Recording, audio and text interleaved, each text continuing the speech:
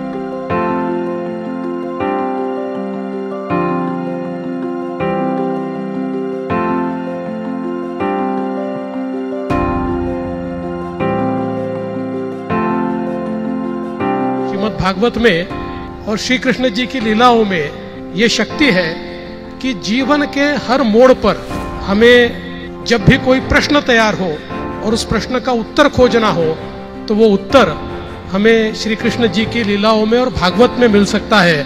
और इसलिए मैं ऐसा मानता हूँ कि ये कथा सुनना अपने आप में एक बहुत ही अद्भुत इस प्रकार का आनंद है।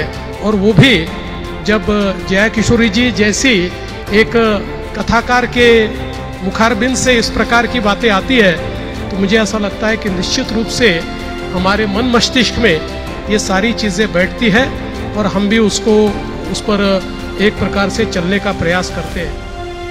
चलो रे मन श्री वृंदावन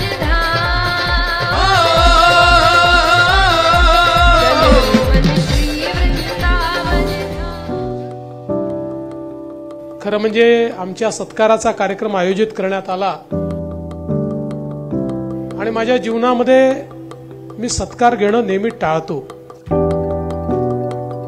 अनेक वेळा अनेक पदांवर गेलो आणि अनेक वेळा सत्काराचे प्रसंग आले,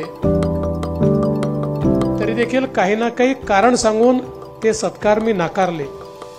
ज्यांच्याकडे पाहून आपण राजकारण करतो ते श्रद्धेय अटल बिहारी वाजपेयी जी यांच्या जन्मशताब्दीच्या दिवशी हा सत्कार होतोय, ही अत्यंत महत्वाची गोष्ट होती। आणि त्याचसोबत राजकारणामध्ये ज्यांचं मार्गदर्शन हे अत्यंत मोलाचं ठरलं, त्या माननीय नितीनजी गडकरी यांच्या हाताने सत्कार होतोय, हे देखील महत्वाचं होतं। एकदा सुप्रियाताई असं म्हणाल्या होत्या, अकेला देवेंद्र क्या करेगा। सुप्रियाताईंचं म्हणणं खरं होतं, अकेले देवेंद्र की कोई औकात नाहीये। पण त्यावेळी ताईंना हे माहिती नव्हतं, देवेंद्र अकेला नाहीये, पूरी भारतीय जनता पार्टी उसके साथ है। माननीय मोदी साहेबांसारखे, माननीय गडकरी साहेबांसारखे नेते ज्यांच्या पाठीशी उभे आहेत, त्यांची शक्ती आणि त्या शक्तीचं आकलन हे कधीच त्यांना येऊ शकत नाही।